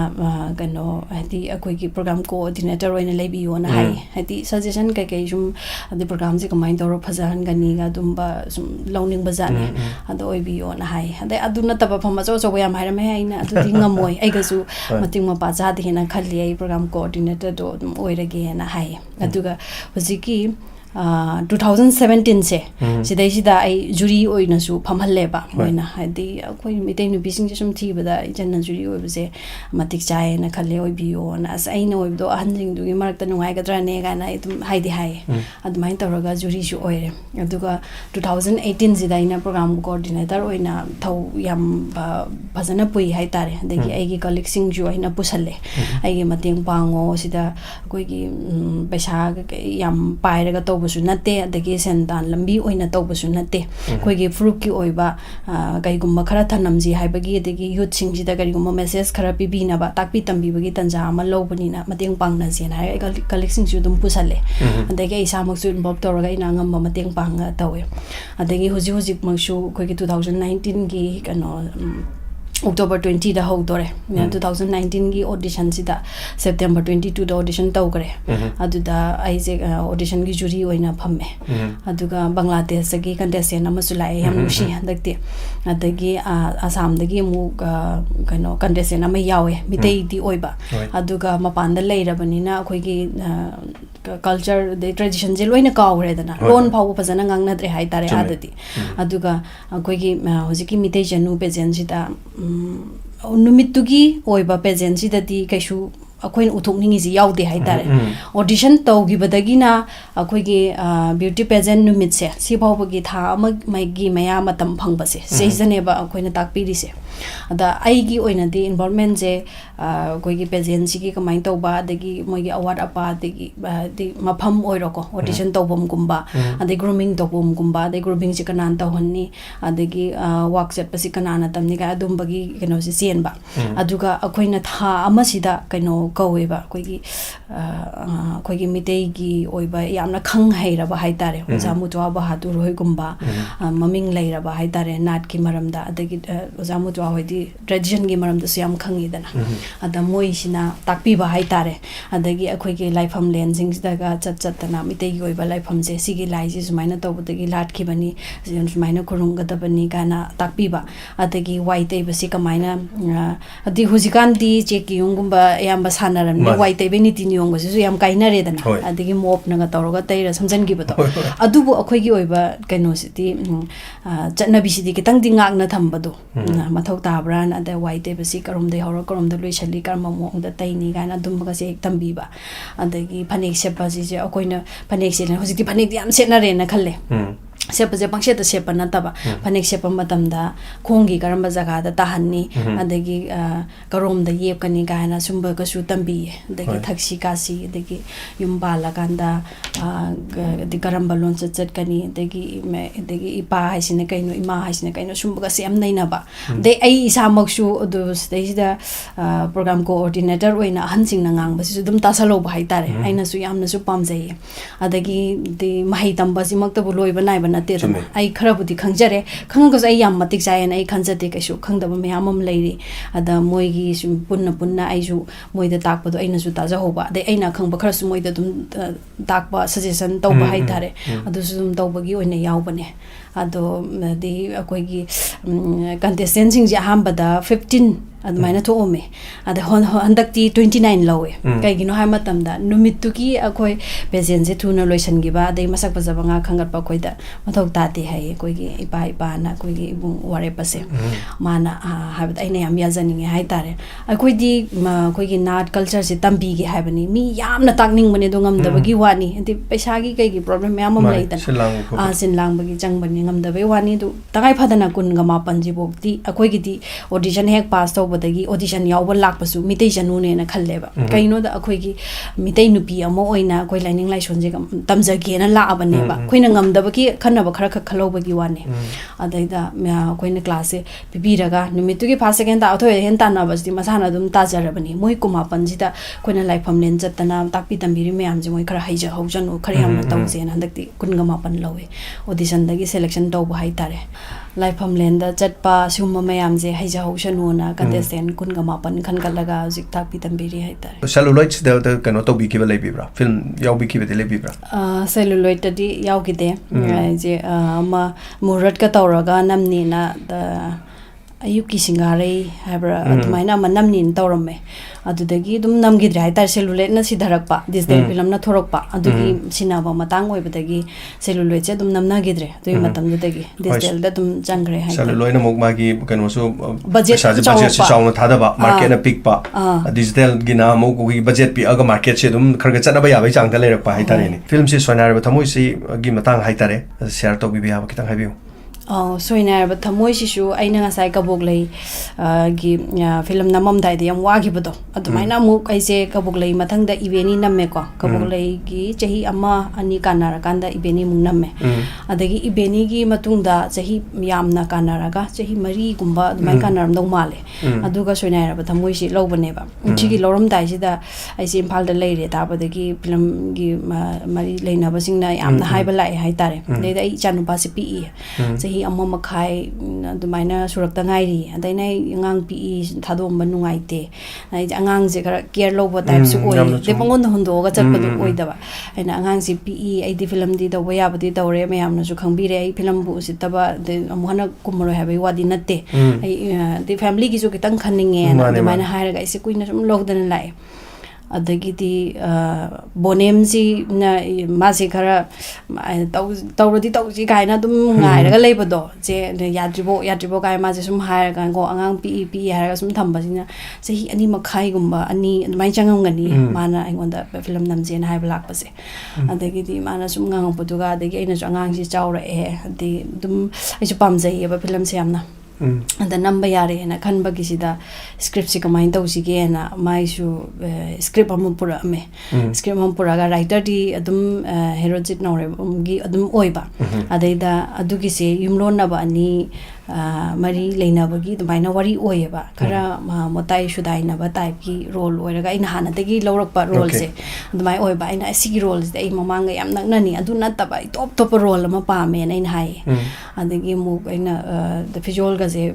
ꯐꯅꯦꯛꯀ ꯀꯌꯥ ꯁꯦꯠꯇꯕ ꯑꯅꯧꯕ ꯂꯨꯛꯁ ꯑꯃ ꯑꯩ ꯎꯍꯟꯒꯦꯅ ꯍꯥꯏꯌꯦ ꯑꯗ ꯑꯗꯨꯗꯤ ꯌꯥꯔꯦꯅ ꯇꯧꯔꯒ ꯍꯧꯖꯤꯛꯀꯤ ꯋꯥꯔꯤꯁꯦ ꯄꯨꯔꯛꯄꯅꯦ ꯑꯗ ꯁꯣꯏꯅꯥꯏꯔꯕ ꯊꯃꯣꯏꯒꯤ ꯋꯥꯔꯤꯁꯦ ꯄꯨꯔꯛꯄꯗ ꯃꯣꯏꯅ ꯁꯝꯂꯛꯄ ꯑꯃ ꯂꯤꯕ ꯃꯇꯝꯗ ꯃꯥꯒꯤ ꯗꯤꯄ꯭ꯔꯦꯁꯟ ꯅꯥꯕꯒꯤ ꯁꯨꯃꯥꯏꯅ ꯑꯦꯛ ꯇꯧꯒꯗꯕ ꯑꯃ ꯌꯥꯎꯋꯦꯅ ꯍꯥꯏꯌꯦ ꯑꯗ ꯑꯩꯅ ꯑꯇꯩ ꯋꯥꯔꯤꯗꯨꯗꯤ ꯌꯥꯝ ꯀꯨꯞꯅ ꯇꯥꯔꯨꯗꯦ ꯑꯗꯩ ꯏꯃꯨꯡꯗ ꯁꯨꯃꯥꯏꯅ ꯆꯥꯎꯔꯛꯄꯒꯤꯅ ꯃꯧꯅ ꯌꯣꯛꯂꯛꯄ ꯑꯗꯨꯒ ꯗꯤꯄ꯭ꯔꯦꯁꯟ ꯅꯥꯔꯛꯄꯗꯒꯤ ꯁꯨꯃꯥꯏꯅ ꯑꯦꯛ ꯑꯔꯨꯕ ꯑꯃ ꯇꯧꯒꯗꯕ ꯌꯥꯎꯋꯦꯅ ꯍꯥꯏꯌꯦ ꯑꯩꯅ ꯃꯔꯨ ꯑꯣꯏꯅ ꯁꯣꯏꯅꯥꯏꯔꯕ ꯊꯃꯣꯏꯗ ꯂꯧꯒꯤꯁꯦ ꯍꯧꯖꯤꯛꯀꯤ ꯗꯤꯄ꯭ꯔꯦꯁꯟ ꯅꯥꯕꯒꯤ ꯑꯦꯛ ꯑꯃ ꯌꯥꯎꯕꯁꯦ ꯁꯤꯒꯤꯁꯤꯗ ꯑꯩ ꯑꯦꯛꯇꯤꯡ ꯑꯦꯔꯤꯌꯥ ꯑꯃ ꯐꯪꯉꯦꯅ ꯇꯧꯔꯒ ꯂꯧꯈꯤꯕꯅꯦ ꯑꯗꯨ ꯅꯝꯕꯁꯤꯗ ꯑꯇꯩ ꯁꯤꯟꯕꯨꯗꯤ ꯑꯗꯨꯝ ꯂꯥꯏꯅ ꯑꯗꯨꯝ ꯅꯝꯈꯤ ꯍꯥꯏꯇꯥꯔꯦ ꯅꯨꯡꯉꯥꯏꯅ ꯑꯗꯨꯒ ꯍꯧꯖꯤꯛꯀꯤ ꯅꯥꯕ ꯍꯧꯔꯛꯄꯒꯤ ꯂꯨꯍꯣꯡꯉꯝꯗꯥꯏꯒꯤ ꯁꯤꯟ ꯑꯃ ꯅꯝꯕꯁꯤꯗ ꯂꯨꯍꯣꯡꯕꯒꯤ ꯁꯤꯟꯁꯤꯁꯨ ꯑꯩꯅ ꯃꯩꯇꯩꯒꯤ ꯀꯩꯅꯣ ꯁꯦꯠꯍꯜꯂꯦ ꯑꯗꯩ ꯑꯩꯈꯣꯏꯁꯨ ꯍꯥꯟꯅ ꯑꯩꯈꯣꯏ ꯃꯩꯇꯩꯒꯤ ꯀꯩꯅꯣ ꯌꯥꯝ ꯂꯨꯞꯁꯟꯕꯁꯦ ꯍꯥꯟꯅ ꯁꯨꯃꯥꯏꯅ ꯑꯣꯏꯔꯝꯗꯦ ꯑꯩ ꯆꯟꯗꯣꯟ ꯊꯤꯜꯂꯝꯃꯤ ꯉꯜꯂꯤꯉꯩ ꯃꯇꯝꯗꯀꯣ ꯄꯣꯂꯣꯏꯒ ꯑꯗꯨꯝ ꯁꯦꯠꯂꯝꯃꯤ ꯐꯤꯂꯝꯗ ꯀꯩꯗ ꯑꯗꯨꯒ ꯂꯥꯜꯂꯦꯒ ꯍꯥꯏꯕꯁꯦ ꯑꯩꯒꯤ ꯍꯩꯅꯕꯤꯁꯦ ꯃꯤꯅ ꯂꯥꯜꯂꯦꯒ ꯍꯥꯏꯗꯤ ꯈꯨꯗꯛꯇꯒ ꯁꯦꯝꯗꯣꯛꯄꯒꯤ ꯍꯩꯅꯕꯤ ꯑꯃ ꯂꯩꯌꯦꯕ ꯑꯗꯩꯗ ꯑꯩꯅ ꯐꯤꯂꯝꯁꯤꯗ ꯄ꯭ꯔꯣꯗ꯭ꯌꯨꯁꯔ ꯑꯗꯒꯤ ꯀꯣꯁꯇ꯭ꯌꯨꯝ ꯗꯤꯖꯥꯏꯅꯔꯗ ꯍꯥꯏꯔꯦ ꯑꯩꯈꯣꯏꯒꯤ ꯂꯨꯍꯣꯡꯕꯒꯤ ꯁꯤꯟ ꯌꯥꯎꯕꯁꯦ ꯁꯤꯗꯤ ꯃꯩꯇꯩꯒꯤ ꯑꯣꯏꯕ ꯑꯩꯈꯣꯏ ꯊꯝꯕꯥꯜ ꯂꯩꯈꯣꯛ ꯑꯁꯦꯡꯕꯁꯦ ꯁꯤ ꯑꯣꯏꯅ ꯁꯦꯠꯁꯦꯅ ꯍꯥꯏꯌꯦ ꯑꯗꯨꯒ ꯊꯝꯕꯥꯜ ꯂꯩꯈꯣꯛ ꯑꯁꯦꯡꯕ ꯁꯦꯠꯄꯒꯤ ꯁꯤꯟꯁꯦ ꯅꯝꯕꯁꯤꯗ ꯋꯥꯟꯗꯕꯒꯤ ꯁꯤꯟ ꯑꯃ ꯌꯥꯎꯔꯛꯏ ꯏꯍꯥꯟ ꯍꯥꯟꯕ ꯗꯤꯄ꯭ꯔꯦꯁꯟ ꯅꯥꯕꯒꯤ ꯑꯗꯩꯗ ꯐꯛ ꯑꯊꯥꯕ ꯑꯃ ꯊꯥꯔꯒ ꯅꯝꯃꯦ ꯑꯗꯩ ꯃꯣꯏ ꯌꯨꯝꯕꯨꯒ ꯀꯩꯁꯨ ꯌꯦꯡꯉꯦ ꯋꯥꯟꯗꯕꯒꯤ ꯁꯤꯟ ꯅꯝꯕꯁꯤꯗ ꯍꯦꯟꯅ ꯂꯥꯎꯔꯛꯏ ꯃꯣꯏꯅ ꯇꯁꯦꯡꯅ ꯇꯨꯈ꯭ꯔꯦꯅ ꯈꯟꯕ ꯑꯗꯨꯃꯥꯏꯅ ꯇꯧꯔꯒ ꯅꯝꯃꯦ ꯑꯗꯒꯤ ꯑꯃꯨꯛ ꯁꯣꯏꯅꯥꯏꯕꯒꯤ ꯀꯩꯅꯣ ꯍꯧꯖꯤꯛꯀꯤ ꯗꯤꯄ꯭ꯔꯦꯁꯟ ꯅꯥꯕꯒꯤ ꯀꯩꯅꯣꯃ ꯌꯥꯎꯔꯛꯄꯁꯦ माइगसे कनागुमना केबदगा कितंग मोहन गे तबसे यादबगा यावे हाय आई नोय आई थीरेदना मेकअप आर्टिस्ट की दे फजरेदना मेकअप आर्टिस्ट की फजब थीबादी रोल दुगा चानागे बतो अदुना नोय ना दुम फजगदा मोंग सेम वाय मोय दम सिनाथवे कॉस्ट्यूम की कई दुम मतंग दुगा चानाबा दुम सेछेना यम वाय दु नंबदा अदि शोरजु थिंगबोय कई बोय अदगी कईम त लिंग यादबिनेबा अदि movement कईमता ngamdraba mi oidoineba adagi mitchisu kainoma pisum ani karak sida dum yengaga lei mit ki kainoma hongba mu urise yam wa phai tare ko ngawe ba koina sum tawsala gadi admaina yam wana namgi adugi sinsing du nambada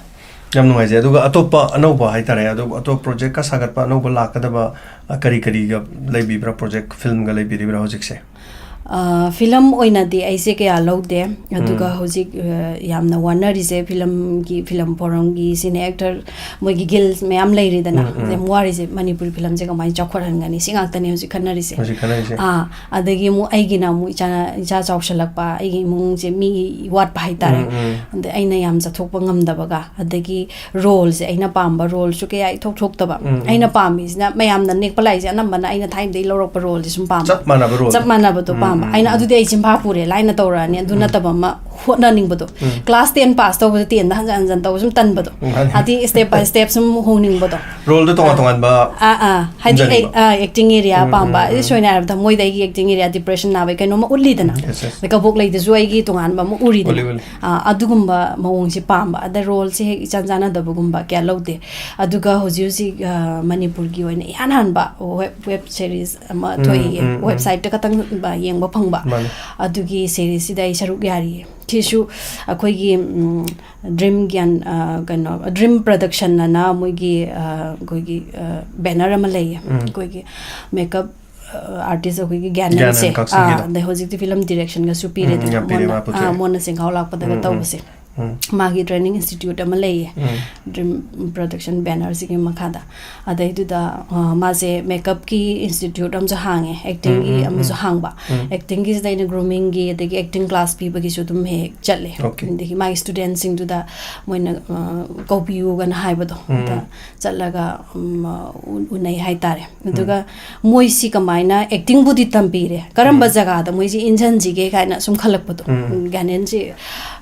dimi ano basum sembi ba dagi yam pamjaba singje thogat pagi kano ma leijai moda ma yam creativity magi kan sukhar dum leijaba yamna leijai adai da moi si kamai pukhat sige en taw mutam da angang sing duga sum tanaraga moina judi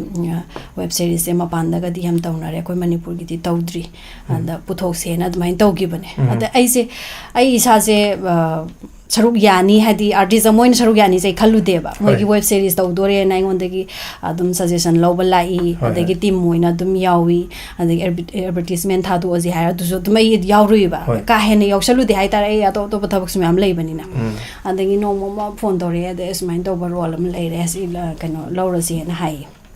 adagi aina ho adu de ai haing sang de du lage ka na appointment ji pinara namme ada yam nungai se the manas maina di character to the high res maina angang sing da advice bi bangam ba yamna gyan loksing leiba mama ama saning bani na hai ada ina kano si makeup si loiram dai si da ina hai makeup to bula ko ai singa sina loiram na tra adagi kaino hai ji bo kan na hai serial de bu ka maina no ma da loi do no yam wali wari do maina ne sang na da bagi pau to smai pi dam ne na hai aduga taseng badi koini na smai na lekhi bane ati kana gum bomna smai na film kumma ka serial de mu yaksal eji ka main to no adi am chop chop bagi dum ba ju chum leidana taseng badi akhoi gi student sing je hai tare ko moida encourage ama pibi bado adi moi nga tane gari yeng da mi ju dum he yaw ba ne masang nai ba mi yauri ka hai yeng bi ba adagi senior artist amaga junior amaga act tomina bada junior sina phawba films to adu du su moi da adi senior amaga act tomina ba matam da akhoi da kaya yam experience le howi adagi moi da adi ki ba hangoi ba phawba se camera mang di utpa ya de da adu kaya yam na moi control tawraga thori adi moi da kudong jaba ma pibi bane ba yam chome ada moi si ano ꯁꯤꯡꯁꯤ ꯉꯥꯛꯇ ꯊꯥꯗꯣꯛꯑꯒꯗꯤ ꯁꯦꯅꯤꯌꯔꯁꯤꯡꯁꯤꯅ ꯀꯔꯝꯕ ꯃꯑꯣꯡꯗ ꯑꯦꯛ ꯇꯧꯔꯤꯁꯤ ꯎꯍꯧꯔꯣꯏꯗꯣꯏꯅꯤ ꯏꯕꯥꯅꯤ ꯇꯧꯃꯤꯟꯅꯔꯒꯗꯤ ꯅꯪꯒꯤ ꯑꯗꯨ ꯂꯥꯜꯂꯦ ꯉꯥꯛꯇꯪꯗꯨꯗꯁꯨ ꯑꯗꯨꯝ ꯇꯥꯛꯏꯅꯦ ꯑꯗꯨꯝ ꯑꯩꯒ ꯀꯣ ꯑꯦꯛ ꯇꯧꯃꯤꯟꯅꯔꯤꯁꯤꯡꯁꯦ ꯑꯗꯨꯝ ꯇꯥꯛꯑꯦꯕ ꯗꯥꯏꯂꯣꯛ ꯗꯦꯂꯤꯚꯔꯤꯗꯣ ꯈꯤꯇꯪ ꯅꯨꯡꯉꯥꯏꯇꯦ ꯑꯗ ꯀꯦꯃꯦꯔꯥ ꯑꯁꯣꯝꯗ ꯂꯩꯔꯦ ꯀꯥꯏꯅ ꯍꯥꯏꯕꯒꯨꯝꯕ ꯑꯗꯨꯝ ꯇꯥꯛꯄꯤꯅ ꯑꯗꯨꯝ ꯅꯝꯃꯤꯟꯅꯕ ꯍꯥꯏꯇꯥꯔꯦ ꯑꯗ ꯃꯔꯨ ꯑꯣꯏꯅ ꯃꯣꯏꯒꯤ ꯈꯜꯂꯀꯥꯟꯗ ꯌꯥꯎꯕꯅꯦ ꯑꯗꯨꯒ ꯍꯧꯖꯤꯛꯀꯤ ꯏꯍꯨꯜꯒꯤ ꯀꯩꯅꯣ ꯅꯝꯃꯤꯁꯦ ꯀꯦꯃꯦꯔꯥꯃꯦꯟ ꯗꯤꯔꯦꯛꯇꯔ ꯃꯦꯀꯞ ꯀꯩꯀꯩ ꯃꯥꯒꯤ ꯁ꯭ꯇꯨꯗꯦꯟ ꯃꯦꯀꯞꯀꯤ ꯂꯩꯔꯦꯀꯣ ꯑꯩꯈꯣꯏꯁꯤꯡꯁꯦ ꯁꯦꯌꯔꯤꯡ ꯇꯧꯔꯤꯅꯦꯕ ꯍꯥꯏꯗꯤ ꯁꯤꯗꯩꯗꯒꯤ ꯄ꯭ꯔꯣꯐꯤꯠ ꯂꯥꯛꯀꯅꯤ ꯍꯥꯏꯕꯗꯣ ꯑꯩꯈꯣꯏ ꯀꯩꯁꯨ ꯈꯜꯂꯨꯗꯦꯕ ꯑꯗ ꯑꯉꯝꯕ ꯄꯨꯊꯣꯛꯅꯔꯒ ꯑꯩ ꯏꯁꯥꯃꯛꯁꯨ ꯁꯨꯇꯤꯡ ꯆꯠꯂꯤ ꯑꯩ ꯒꯥꯔꯤꯗ ꯆꯠꯂꯦ ꯊꯥꯎ ꯊꯨꯝ ꯍꯥꯟꯕ ꯀꯩ ꯏꯁꯥꯅ ꯂꯣꯏ ꯇꯧꯔꯤꯅꯦ ꯑꯦꯛꯁꯄꯦꯟꯗꯤꯆꯔ ꯑꯗꯒꯤ ꯍꯦꯟꯗꯣꯛꯇꯅ ꯃꯣꯏꯒꯤ ꯗꯔꯀꯥꯔ ꯂꯩꯕ ꯑꯩꯅ ꯑꯉꯝꯕ ꯃꯇꯦꯡ ꯑꯗꯨꯝ ꯄꯥꯡꯕꯤꯗꯣꯏꯅꯦꯕ ꯑꯗ ꯑꯩꯈꯣꯏ ꯃꯅꯤꯄꯨꯔꯗꯗꯤ ꯁ꯭ꯄꯣꯟꯁꯔꯁꯤꯡꯁꯤꯁꯨ ꯌꯥꯝ ꯋꯥꯏꯗꯅ ꯑꯗꯨꯗꯨꯅ ꯗꯤ ꯄ꯭ꯔꯣꯐꯤꯠꯇꯤ ꯂꯥꯛꯇꯕ ꯇꯧꯗꯕꯗꯤ ꯌꯥꯗꯕ ꯑꯗꯩ ꯃꯌꯥꯝꯅꯁꯨ ꯌꯥꯝ ꯅꯨꯡꯁꯤꯕꯤꯗꯅ ꯌꯥꯝ ꯄꯥꯝꯅꯕ ꯑꯃꯁꯨ ꯑꯣꯏꯔꯦ ꯑꯗꯩ ꯊꯥ ꯑꯃꯗ ꯑꯃꯃꯝ ꯊꯥꯔꯝꯕꯁꯦ ꯑꯩꯈꯣꯏꯗꯤ ꯁꯣꯝꯗ ꯕꯖꯦꯠꯀꯤ ꯀꯩ ꯌꯥꯝ ꯋꯥꯅ ꯅꯝꯖꯔꯤꯅꯦ ꯑꯅꯤꯔꯛ ꯊꯥꯗꯦꯅ ꯑꯃꯨꯛ ꯇꯧꯕꯗꯒꯤꯗꯤ ꯑꯅꯤꯔꯛ ꯊꯥꯗ ꯌꯥꯔꯣꯏ ꯑꯅꯤꯁꯤ ꯌꯥꯝ ꯋꯥꯅ ꯍꯣꯠꯅꯩ ꯍꯥꯏꯇꯥꯔꯦ ꯑꯗꯩ ꯃꯌꯥꯝꯒꯤ ꯑꯄꯥꯝꯕꯁꯨ ꯊꯨꯡꯍꯟꯅꯤꯡꯕ ꯑꯗꯩ ꯑꯥꯔꯇꯤꯁꯁꯤꯡꯁꯤꯅꯁꯨ ꯊꯋꯥꯏ ꯌꯥꯎꯅ ꯇꯧꯖꯕꯁꯤꯁꯨ ꯌꯣꯛꯈꯠꯅꯤꯡꯕ ꯑꯗꯨꯃꯥꯏꯅ ꯇꯧꯔꯒ ꯍꯧꯖꯤꯛꯐꯥꯎꯗꯤ ꯃꯥꯏ ꯄꯥꯛꯏ Manipur film am number the season riba potu ngakta ba yama season the web series tasu web series kinara camera suk chawbam na number nate poti du manarim ne ba marketing du gi mong khena bai wani poti chama nei ne aduga yamna nungai bo wafam ma harigadi sumaina naha mayamna gyananna anova new entry me amagi semgot sagat paduda khara masak maming lereba celebrity na adi option bi buto lamdam na ga doina ataisu मोइसु खर खर सम यौछलगदि सुमाइना same साबा कान एखोइ ओइबो पोसे याम सेगोत सागरपा experience म्याम फंगदोइने आइजरिबा ताबिरिबा म्याम सिना ngasi mandala kani हाइबे कोइन हाना लौथोकजबनि ngarang na handagi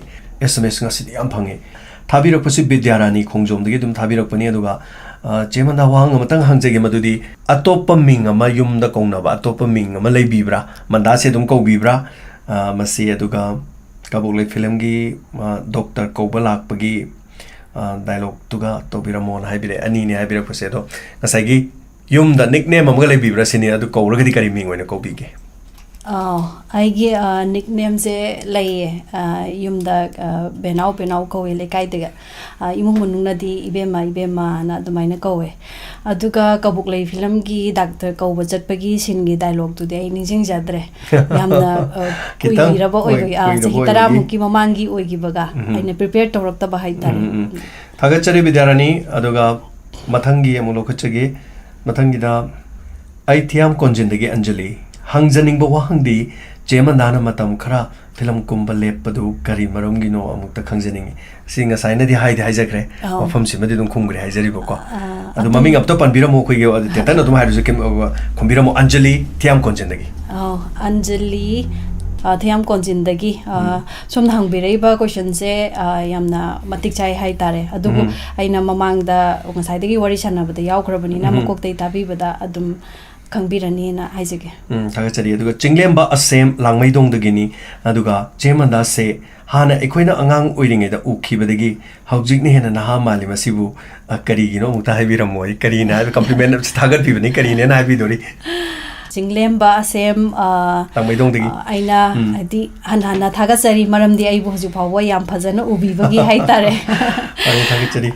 aduga ai di isana kharasu honai haitare artist amo oibanina kuina dum kuina chatna ba haitare adagi body structure maintain toba diet care loba sigumbadi dum khara honnaje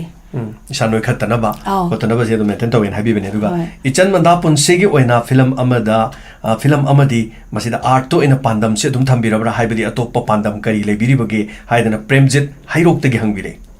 ai film city ai artist amoi banina ai siram dhai bawa dum kumge na khanje aduga film khakta nate ai family su maintain tauri ai family ki care lori imung manung puri aduna tana adi ai na su ngamjaba de social activities hai tare khara su dum pangthok chari samsamna adi mitei chanu gumba aduna taba de lekai gi oiba thodang da dum saruk yari di aina angamba thakta hai tare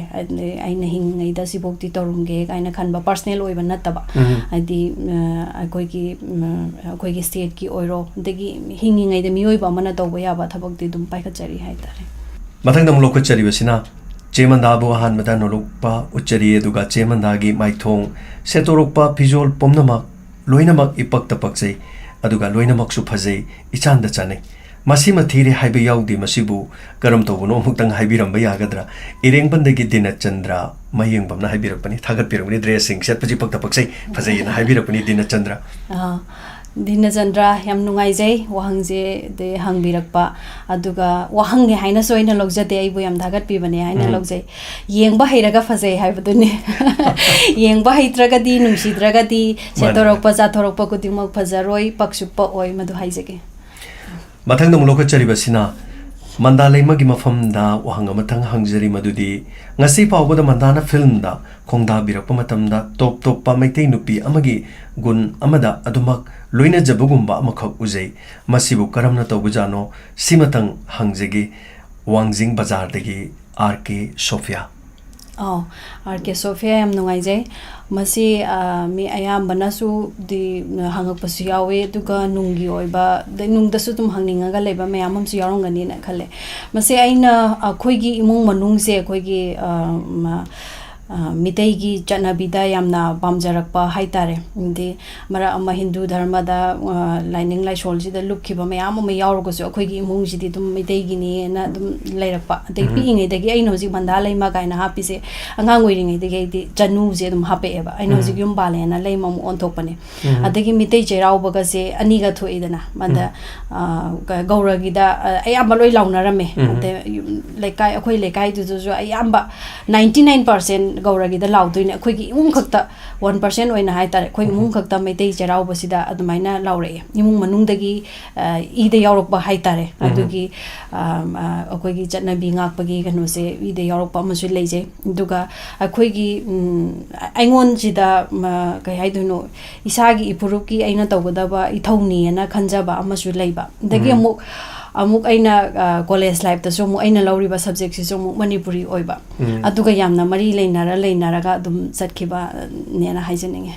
याम नुंगाइजे मथंग दम लोगचरी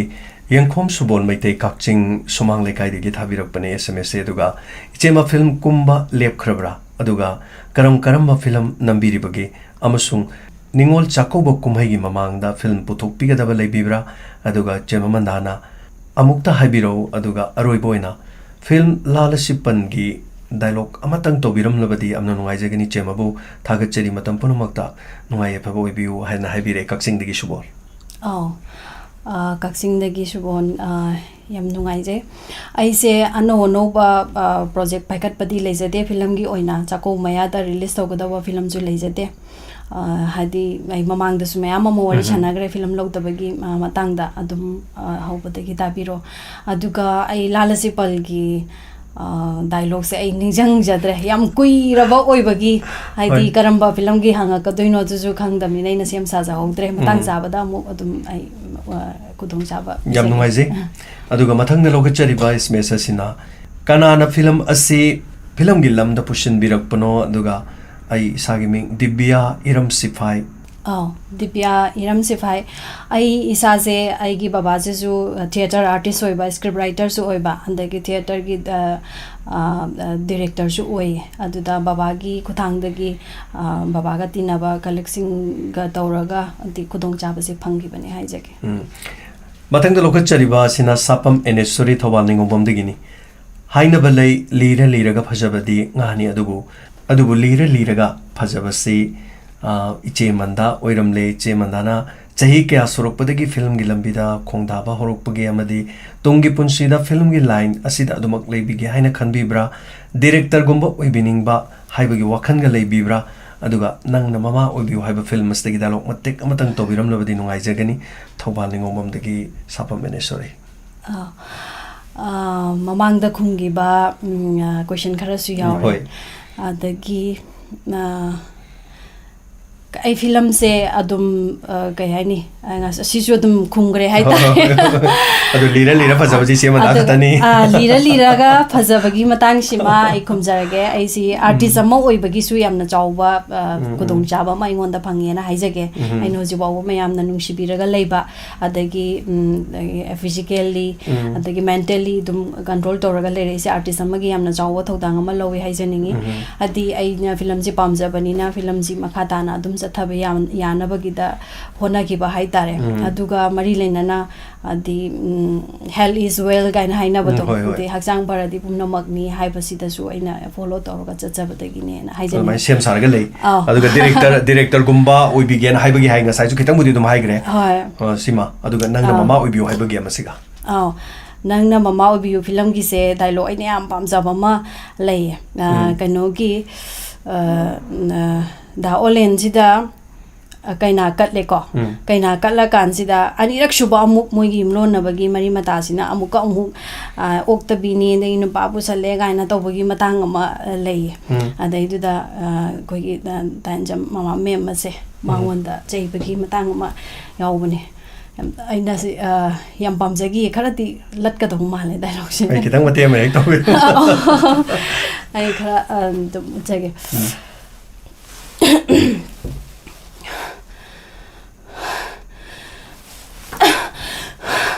kai dore tumi leirde ngasi ju kat rodana kai na do laikai sida leiriba maira pai bi bum namak khutta pai riba maira do nakna pai men khiduna asengba achumba mata ubangam draba male maira gi sakti ne heman khiduna asengba achumba bu wayen bangam draba male dialogue se fazana di phadre si mate gi dang cha yam mai se yam phaje ngasai ri hoi dialogue mok thon jadri bari ahan ba dialogue ne aduga karim to mangdri adum phajar ga leidi film da dum sanar ba ninge hai tare adu mathang da mok lokhachage haijaning ba wahang amakhakti hangjaning ba wahang amakhakti actress manda se hanudriba si kari chabi bagi angang oidana adum leire haidana tapire taslima sangai umpam dagina haibire taslima sangai umpam na hanudre adum angang origa leise kari chabi ge khanga gadi khoidu su gita share to bion haibire taslima masi matang si ngasai na haija give do health care lo basi akoi ki hakchang chaw thok pasina ji chehi yam ne uba gumba adagi fat na number se dumaina ui de adagi kano sina akoi ki hakchang chaw khot handa ba body weight maintain to base sina skin gumba si su exercise to raga care lo ba adagi body weight maintain to ba exercise to basina chehi 10 manga mu se no ukhatlen na haiba lei aduduna adi adum ai thagalamni nai jo hairage ai dongna tongninga ga di exercise to view health care lo view haijage yam chume phajaba phomni aduna hojik chahi du samna abdani phumwa sureng khalaji aduga masi suraga di masi health ki care si lo taraga di chahi 30 ngan khalaga uni haibe wakhan sine ba aduga yam nungai jai aduga mathang wang si chemana aisu chegi fan amani mioiba amoina pamdaba thabak se karino amata haibiyo aduga SMS thajaliba Monica wangjing lamding etemanak tegine duga khoi arambam gi bedna haiba asi Monica gi mama sina ninga si khoi manda leimada khoi gi phajar mek nai bi mukh khudol tamdana diamond lak pi basi gi haitare mokhoi gi mung sigi mai kai degi su khudol ama tambi dana leire miyoi ba mana khwai degi pam da mana khwai degi pam da thabak se amata haibira musin mandana oina pamjada ba thabak se miyoi ba mugi lichatta haigra su kari pamde adu aigi motadi adi achou maza khaiba adon bajati bu namdharaga leiba adagi hadi awa ana mateng pangna dabase masi aina khwaidagi pamjadabane na haijage yam nungai mathangi damo chemanda se kuira ka yamna su dum phajathore yamna su fit oi aduga chemanda gi health fitness se kamai tawgi habiramu thangmai bandagi sanjip usam Sanjib masi matang se aina su ai khaktang gi oina secret oina thamning ba kaisu leite ai gi body structure ai gi wangang sangang aina selak ba pijol ai gi follow to mayam ma lairi khangna haidi aina dum khangjai hai tare aina tawri ba kudimong mayam na follow tawrakani hai ba gi thajaba leijaba degi aina ngasi gi lairi ba film se dum ujabani duna haijage aise hana akoi gi exercise ka tawba sangdring ai sida di mama ma oibagi mathau tobom thokpadi dum tawe hai tare adi ai yangang de ya de ga ina angang nongna chelingai daga he chara hen bagumba adegi diet what na chaba dugumba di kemta lege de ai gi mama ma oibagi mathau loira kan sida aise adi body the weight ka ketang increase torok paje gi ani dagi na ahum baw hengalak pase smain hengalak pase dai handana ba dum hona ba hai tare diet ta hana maintain torome adegi adagi diet maintain sum tawra lakpasina hojikti chahi yamjalla abanina diet maintain tawbase kaida mu sorake da skin na mu sokle ade skin je sum lina usalakpa hai tare kaino budi lejaraga su mayang kang na uraga su adagi body shape soirakpa gumba admai tawe adagi di aina mu akoi gi running instructor ama danare adagi workout tawbagi adagi maje dietitian ju oye adi diet ki maram da su tan hai bi ba hai tare adaida kaino hojik si aina diet ju ain exercise tok tar gadi kai kai diet sijina ga dage adusu aina maintain tawjare dagi exercise se ai nong mada pung ani dagi tadana tawe aduga hojik se aingonda skin gi glow adagi body shape adum aina pamjaba kharadi phange hai tare ai gi training structure se langonda moi gi gym hangi drub kawe maga tanajari dugo aina yam nungai bisna ai mamang de yoga torome dagi workout torome adusna mu diet ki chat sima sukang yogdaba nang chari do dum ai de hawai gum ma chaba sem pame mana masing chaba se adum ba jabani ne yare ga haira ga dum tawba tawro kan sida body shape choro pugumba skin choro pugumba sum tawba exercise de dum tawra ine ba adu kanda handak kuidri thengna ba hojiki instructor druba haise magi namu workout plus diet su tawgadabani na hai adagi akoina exercise yam tawg taragadi protein yam piba adagi chabagi jang haidi sanaram dai da su energy pina ba hek chaba gumba loiraga sum chasam adu mayam am lei sumba si tanaraga maintain tawjai haise yam noi jere aduga koi SMS yam thabirakpani adu loina lokhachaba ngamjadre aduga khara hana thabirakpa khara wahang si lokhachere aduga aikoigi hojik phawde achievement haitare manipur gi oina pangthokiba tonga tonga ba kya sida achievement se kari kari phangbi ba leire achievement che yam phangre 2003 dagi horaga na 2010 phawba se ai yam phange haitare adugi mamang sina phangtri se kai gino hai matam da sigumba achievement gi oiba function related oiba se amta pangthok ki da ba haitare the 2003 dagi pangthok pa kuding mak se aina lawramme the bright film gi oiro adagi papinla adagi state film festival gi leiri se chigi ju ai 2010 da phange mamang da yam kuina pangthok udre mo state film festival gi se adagi angang bakurang mopal film da north east ki oina best actress tai aina adu 2006 haido orangani adagi film forum ongi oiba award ama so 2007 da phange achievement je mayam leibane adoi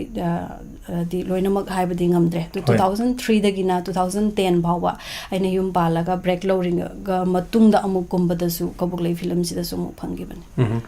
film gi di tonga tonga film mayam aduga chorapa film singsigi loina dialogue kharaga tum to biromo na haru kan hosi thadok pu kuiramni na ko masi ayamba khoi soji koina dialogue se am tawon jadre dubo hauji hosi ihulana web series sam khol lerise sidagi mati am tanga ngasi thorum sigi loisalak pa sai sida am tanga khudol tambiu hoi sigi ihulgi kano se dialogue se khudol tamjage masi message ama oina ju hai tare series ju koi mayam da youth sing sida piba message ma khalama yauri adu dai ki chanu pa sina dinku sina ma se birthday ma chatkani na hai bane adu da di ena mama aina sum birthday chapagi matang da hai ba hai tare adu ki dialogues ma ai kai de satuino nangi birthday gi hojikan gi birthday sine aina khwaidagi nungai trise mopok numit pangthokpa ngahak nungai ba phongdokpa kishu kaite madudagi hendoktana achaw achaw ba pot atang ba pinaba adagi mayai ka ba nisha chasan ba matam manghan ba aduni mana khwaidagi nungai trise sikatang thamse thagachari loiselakpada akogi thorom sigi rabi jewelry na mandana diamond radio da lakpi basida akogi inausina haitare akogi sana sabagi sugumba jewelry gi dukan amani kaksing da leiba aduga ningol singi khudol haidana handaki lakliba october gi tang 13 sida su mana function am kautori magi dukan sida sana saragadi koi sana sanamadi gi tadana saragadi mana coupon am piba coupon je du koi draw toba isai numai chok ma toroga aduga nat ki oiba tonga tongan ba kumai ga loina na isai fazabam su toba manipur gi sangnai ba kyam nam su yawa handaki mangarak subani aduga masidagi draws digi ama lokhalaka na ningol duda tula ani gi necklace ama free da piba aduga ningol tara madana washing machine tara piga dori handaksu aduga mahakki maike digi koi gi nauksina mandana mafam sida lakpa sida haitare koi gi kaksing lom sida phangjaba soibung kakso imung manungi changba mathel khara haitare simaga aduga ngasai koi gi wangjing digi arambam bedana na mandagi da makta koi gi mayek nai bi phajaba maga pire haitare aduga rabi gi sa hana pukhasara ge ngasi gi so sigi loisilakpada aduga Taram nung tang labi na ba? Now Rabi da. Rabi jewelry bu thagat chari. Mai take chanu ki so role ma lobiri adu hadak so dum logadori sigumba phurup ki oiba tangai fadaba kaya marumda lobiri ba aduga na de yektaba imung manungi sai sugi kumai yengdana aduga yamna mai pakpa aduga yamna nungai be imung manung ma karimata awa ana yaudaba mo oibiyo haiba se diamond radio ki mai kiri haije bagal loina na mafam sida lakpi basigi dama haine leitana thagat chari ai hagna su diamond radio bu ai hapu mafam sida kobira ga gi puning gi oiba wakhalon khara phongdokpa phangan bi bagi damakta han han thagat chari